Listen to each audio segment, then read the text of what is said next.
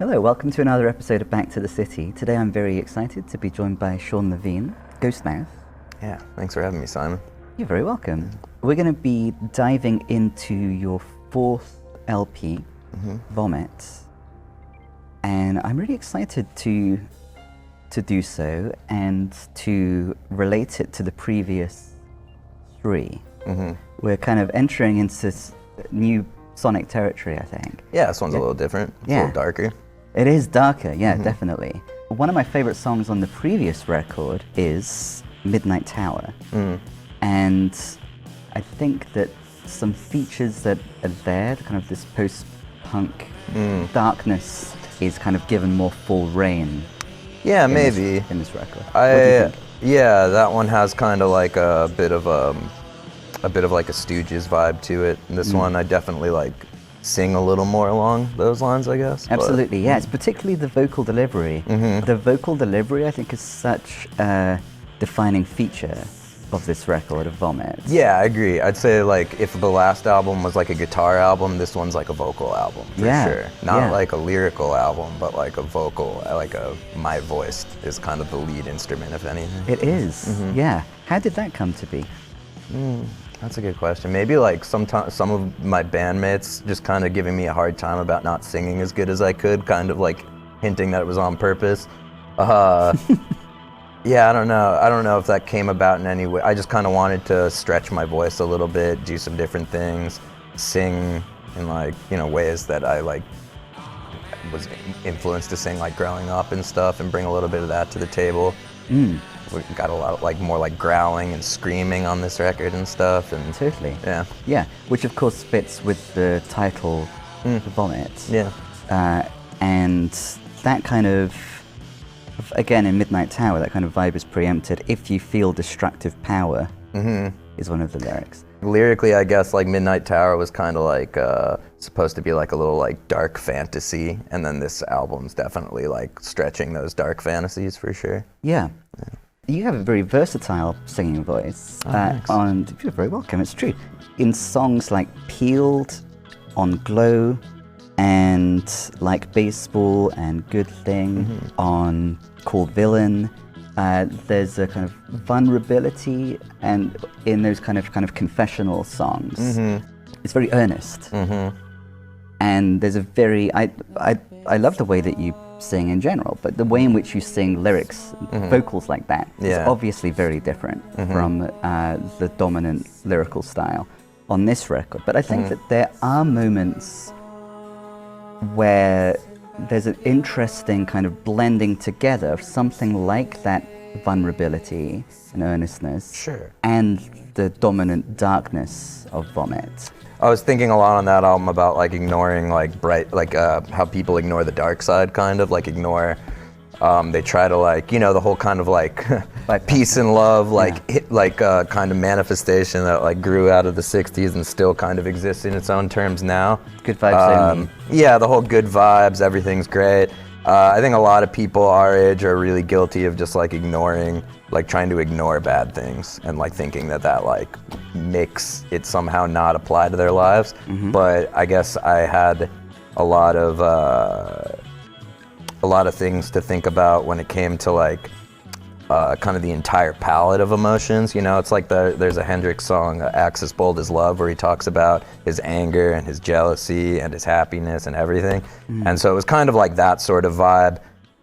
Then this album, I kind of just focused more on darker stuff. And I would say, if anything, this album to me is more confessional and more earnest, because like I'm being more honest, it's like just honesty and kind of like a sort of way that like maybe like Eminem or someone would be honest, Like I'm talking about like starting the Third World War and like destroying the world and making sure everyone who doesn't die is still hurt, Yeah. And like, to me, that's like... That was one of the lyrics, actually, that stuck out to me as having that similar kind of loving confessional quality, but we're not holding the darkness at bay. Yeah. I think you just put it well, that, it ends up being more vulnerable, more confessional, more authentic as a result of venturing into this territory.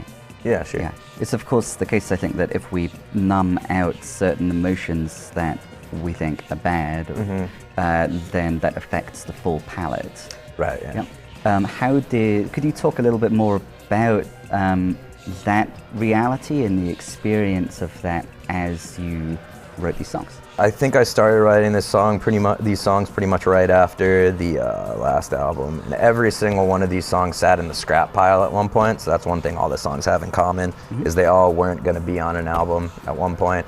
But one of my friends kind of came over and just like, I showed him like a bunch of the tunes I was working on, and then happened to like, these were all in the trash bin at the time, and I just showed him what I was like, just some things I'd been messing around with, and kind of mentioned like what I was like musically going for sort of when I like made these songs. My friend was just said something along the lines of like, oh, well, you kind of nailed it. I was like, oh, tight. Okay, well, I guess it wasn't as bad as I thought then. And eventually I just like put work into finishing kind of a set. I think I had maybe like 5 of those songs at that point or something, but I finished kind of the last 3 or so like off like when COVID started. So kind of a lot of bad things going on for sure in general. Like even before that, the world really wasn't doing too well, you know? Totally. So I guess that reflection for sure came about, and the whole album's kind of about like dealing with like narcissistic people in your own life and like coming to terms with like people around you not being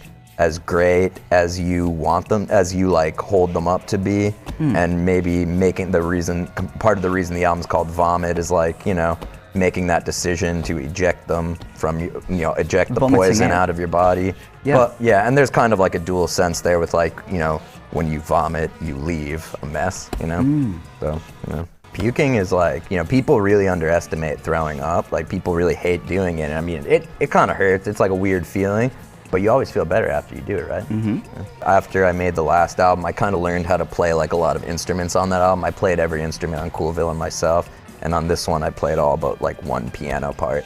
And was that on Friends on Public Display? Yeah.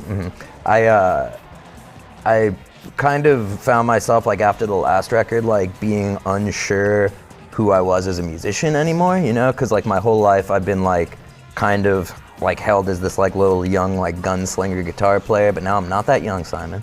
I'm play a lot more than just guitar, you know. I learned how to play like trumpet and trombone, violin, all the sorts of different reed and horn instruments, and some bowed string. I've gotten pretty good at percussion, and once you sit back after becoming like having that knowledge, you start to like kind of question lots of other aspects about like what you wanted to do musically, you know? And I started kind of thinking about like really, I guess what I wanted to accomplish and what I wanted to set in and where I wanted to fit in, and like kind of mirroring that with where I was already placed, you know, where I'd been kind of pigeonholed into and where I could go from there, which really is just anywhere, you know, is kind of the discovery I made. Yeah. But yeah, you know, at the time I was listening to a lot of like the weirder 70s Miles Davis things, some Can, a lot of like Caroline Stockhausen and like different like weird classical composers, a lot of hip hop and electronic music. So I was just kind of trying to like come at it from a different angle. I got really into sampling. I didn't get to do tons of it on this record, but I was teaching some kids actually how to use samplers, and so I kind of like learned, like in teaching them, I figured out my own approach to how I would use them, if that makes sense. And I kind of like, you know, would take different bits and pieces of my own playing, run it through a sampler and chop it up or mess with it in some crazy way. Yeah. And that just the act of even doing that like once or twice for the new record was really inspiring on where to go. Yeah. You know, kind of that's one thing that's really nice about like, you know, I've worked on a lot of like electronic music and hip hop, you know, in GHOSTMOUTH and also on the side in my time, and one thing that's really freeing about that kind of music is that you don't like in rock, when you're like strictly coming from like okay, these are like my essential rock music instruments and this is rock music, you kind of throw this limitation on yourself of like, oh well, if all of a sudden like the drums just drop and it's like all of a sudden instead of drums and guitar there's like synth bongos and a drum machine, it's going to be like weird and jarring and it's going to sound like a different band and all this. But when you're like an electronic musician or a hip hop artist, you don't care. Right. You know, like you just chop, you could 2 seconds of your song could be like ripped from YouTube, and then you could chop it up with like 3 minutes of you and some friends jamming, chop that up and drop a beat halfway through, and it all sounds like one song and one artist. You know, you don't see people like Dr. Dre or Kendrick Lamar like caring about, oh, well, if Thundercat's not on every song on this record, it's not going to sound like me. Totally. Was there a particular song where that kind of experimentation with sampling kind of allowed the song to evolve in the way that... Yeah, sure. Probably the first song on Vomit, Strangers Don't Talk. It was kind of like a happy accident to some extent. Like a dude I played in a band with was telling me that like to mess around with using a higher sample rate on a recording, that he thought he tried it out and thought it made a big difference. I don't think it makes that big of a difference, but at least not a worthwhile difference. But I tried it out on that song, but I realized I had recorded a drum beat before I switched to the correct like sample rate. So I was like, oh, I've never actually done this. I don't even know what's gonna happen when I move the sample rate. Probably something weird, and something weird did happen. And so like the kind of basis of the beat was like accidentally sampled up, essentially, from me. Like I was playing it at a slower pace, and then it got sampled like not quite twice as fast, but maybe like twice as fast. And it gave it this weird sort of sound that I definitely never would have written the rest of that song. Like, you know, the beat kind of came first for that song. Okay, and then from the weirdness of that sound, how the percussion then sounded, you built the rest sonically around that. Yeah. Let's focus on the percussion for a moment. I think that the percussion is a defining feature of the record. Yeah, it's definitely a big part of the album. Yeah. How would you describe the approach, your approach to percussion on the record? Yeah, you know, I was really influenced by two people with percussion. One was Sly Stone, who like, he was really big starting on like There's a Riot Going On and Fresh. He's kind of one of the first like bedroom recording artists. I don't think a lot of people know that about him, but he built like a studio in his house. He would like record vocals like laying down in his bed and stuff to give him like a more relaxed vibe. But his way of doing percussion when he didn't bring in his drummer, he'd set a drum machine, but there's these old 60s style drum machines that reading about him using them got me really interested in them. They're kind of like, when they first made drum machines, you know, they were like attached to like those giant home organs and stuff. So essentially like the first drum machines, they like ripped the drum machine section out of those organs and had these little boxes. And they had like presets, like they had like a Latin rhythm or like a bossa nova, or I think all of them were like mislabeled, but then they'd have like swing rock. And the thing is you could glitch them out by pressing 2 in at once and come up with something new. And so he was really into that. And then after that, you could go and take out the kick drum or the snare drum, and then he would go and record his own kick and snare. So I read about him doing that, and then Jackie from the drummer from Can, also used one of the same drum machines, and he didn't really, I don't think, take out instruments so much, but he would just play drums on top of that. So I did a lot of that. I would kind of come up with a cool beat. Echinacea I did this on.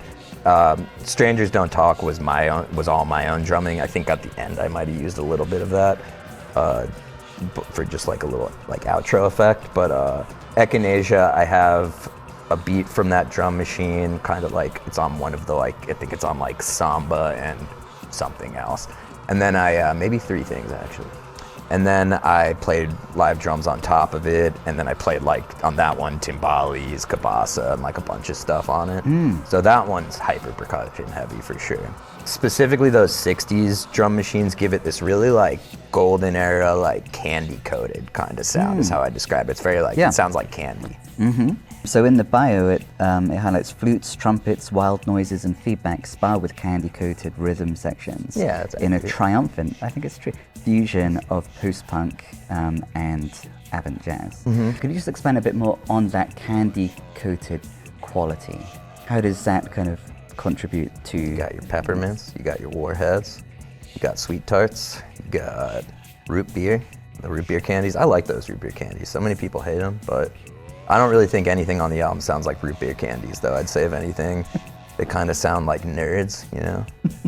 But yeah, that's all I got on that. I mean, percussion, you know, I've been teaching drums for a long time on top of like playing it. For like drums are just, you'll always get the most students for drums. So it's, I've had a lot of experience and a lot of time just sitting there behind the kit, and rhythm's always been something that I've been like really into and fascinated with, and how it affects you. You know, and some tracks on the album don't even have drums, so it's definitely a staple part of the album, but you know, it's just one piece, I guess, to the puzzle, sort of. Yeah, we wouldn't expect these pieces to come together. Yeah, you know, we've been kind of pigeonholed in like the psych rock like category for a long time with like, you know, I've played with a lot of big like shoegaze bands and stuff, so we'll always get like the shoegaze thing, whether or not it's always true. I mean, there's definitely that influence there sometimes. Funny enough, a lot of people don't really know we got our start as definitely like a punk band. Like a lot of people would say post-punk when we got started. And so this album almost stands as like a slight return of that, because it's the first album I would say fits in that like post-punk vibe. Yeah. Like we were kind of used to go out and play like, and we'd have a pretty like raucous, like lots of breaking stuff kind of show. And then I think everyone was kind of surprised when our first album came out and it was like really mellow. Right. I was excited about the return of the punk component because I did witness a bit of that era of GHOSTMOUTH that you're Maybe. talking People about. like to think they witnessed that era, but it was a little before your time. Okay. It was... maybe the very end of it. Nah, you witnessed like a mid... I remember the first time you saw us, I remember you introducing yourself to me. It was like a really mid period of the band. It was like kind of right before Grow came out, and like right before we were kind of transitioning into that piece of the band. Yeah. I would say you caught us at like the most indie rock probably we ever sounded. Absolutely. But before that, we like had like I don't even know how to put it, like a very angular sound, like really a lot of guitar harmonies and a lot of rhythmic elements too. Yeah. You know? Let's focus on the flutes, especially in Paranoia. The flutes are such an important component, I think, of creating this atmosphere of paranoia. This, you know, the lyric is, "Will I ever be sane again?" And it begins, "Will I ever feel sane again?" And then later on, "You will never be safe. Be safe again." Interesting. We shift from the questioning I to addressing that initial character. But that song is kind of about like I always like kind of jokingly say it's like summoning a monster, you know, like someone pisses you off enough that you spend enough time sitting there feeling paranoid and deciding like whether or not you're right to feel this way. And in that song, at least, I decided I was right to feel that way, and the monster was let out of its cage, essentially. Yeah. You know? That's another way like hip hop, like kind of one of my like vocal mentor, one of my like lyrical mentors growing up was a rapper. And so even beyond like any like, you know, purposeful attempts to like throw different stylistic things about hip hop into my like approaches, it got in there through that. But I always took the approach of like, I always like to think of like certain songs as like kind of diss tracks, but then I'm being abstract about it. It's like if Bob Dylan was like, you know, writing like a Eminem style diss track against like Ja Rule or something. You know, like, you know, Bob Dylan probably wouldn't just be like, Ja Rule, you suck. He would be like, I don't know. He'd do what you do. He would come up with weird stuff to talk about. Yeah. Ja Rule would never know. Some songs. Bob Dylan could have been trashing Ja for years now. When did you first realize that flutes would be important for the record? I don't know. I just kind of play things as they come to me, you know? Like if I hear it, I'll pick up that instrument and lay it down. But I first started using flutes on the last record, actually, in the second song. It's called Batman. Yes. I almost, like some aspect of this record was kind of hinted at in that, like at least, I feel like that track from the last record was like a little more of like a Pharoah Sanders sort of influenced, like jazz fusion thing going on. There's brass on there is brass on Batman too, isn't there? There's probably a little bit of everything. There's like I think like the lead instrument I guess would be like tenor. I was playing tenor sax, but then I layered like trumpet, flute, trombone, and I think violin too, and synth and other things. Yeah, and there the focus is on the lyrics are focused on liquid, whatever shapes around it. And that just came back to mind because of this amalgamation of the different instrumentation that you were just describing. Something else in the bio, there's an emphasis on organizing creative chaos. on the newest record. The newest record finds ringleader and multi-instrumentalist Sean Levine organizing creative chaos. The way I've always kind of referred to it and heard it talked about is like sheets of sound sort of thing. There's a pretty famous Miles tune Bitches Brew, I'm sure you've heard of it, where like Miles, like the way that his trumpet was recorded, it sounds like it was like bouncing and echoing off of like and it's just delay. He just used some delay. And it sounds like it's like echoing throughout buildings. I kind of used those like sort of sheets of sound, which is sort of like the little corner you could fold that shoegaze and avant jazz kind of have in common. These sheets of like these kind of like washing sheets of sound that keep like kind of regurgitating up upon themselves and stuff.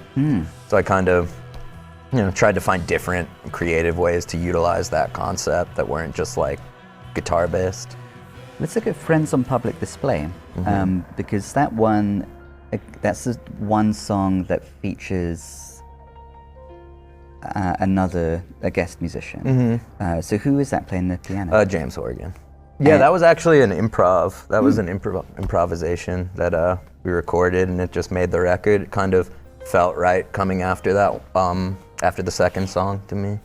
It does, especially with, I think vocally, the moment on the record where the vocals depart most from the style that we've been discussing is right at the end of Out of Sight with Waiting for Us. And then that kind of is part, I think, of this transition into that song, the loved ones waiting for us line. I feel like the lyrics got like very literally fleshed out in that one, but that song's supposed to be about destroying the world, then taking an army and invading heaven and murdering all of your dead loved ones again. So kind of sending them to purgatory. So that's like what that line is. Our loved ones are waiting for us to kill them again. Yeah, because it begins, take me to heaven alive. I decide what it's worth. I'll decide what it's worth. Yeah. Could you expand a bit more on that narrative, the genesis of that narrative?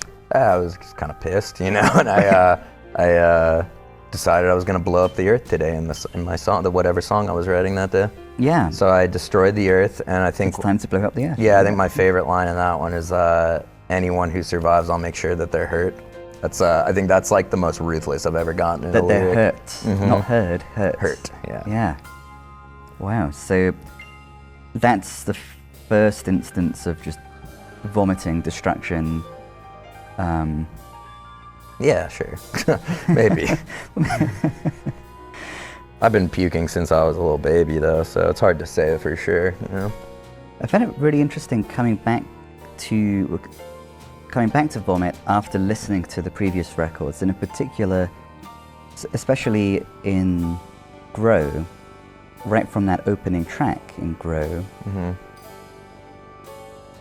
we're recognizing, maybe it's the way that we see that creates all our jealousy and our fear and our hate. So there's this recognition from the beginning of that record that the way in which we see kind of creates these emotional states.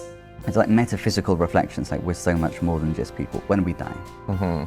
That album's about the positive side of blowing up the earth, and this album's about the negative side. Right. It just struck me as interesting that there is that record begins with a recognition about the genesis and the nature of those emotions. And we began our conversation today with discussing this broadening of the emotional palette. Finally let the fear and the hate in, I guess. Yeah. Seep into the record's sound anyway. Right, yeah. I think the reason why that lyric from Grow struck me is because it's interesting to juxtapose how that starts with the recognition of the way that we see creates all our jealousy and fear and hate, with the way in which Vomit ends. Now all our disease is spread by word of mouth. So it's a very similar recognition, I think. Yeah, well the last lyric on that song, other than the transmission part, is live music is dead, see you back underground. I think I screamed it though, so it's kind of hard to hear that one. But that was kind of a message to all the musicians out there freaking out about like, you know, their tours being canceled and all that nonsense when COVID hit. I kind of got this like weird kind of sadistic laugh at the fact that like all of us, even like Taylor Swift, just out there like, ooh, none of us can leave our house. I'm gonna release an album today, and just kind of we're all just sending little transmissions to each other. You know? Friends on Public Display has no lyrics, no vocals. I think there is this kind of a softness to it. I don't feel the kind of nausea and darkness and fear of never feeling sane again that there is throughout most of the rest of the record in that song. Could you just close by kind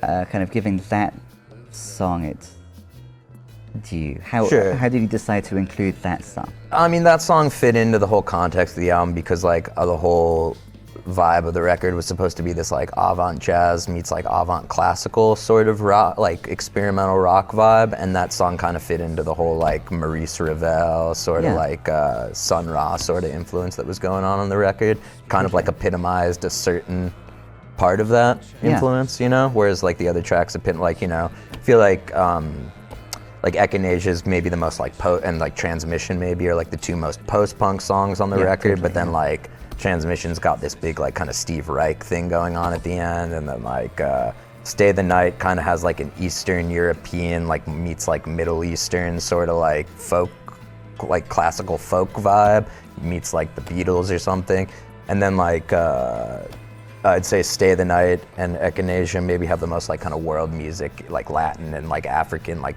percussion influence.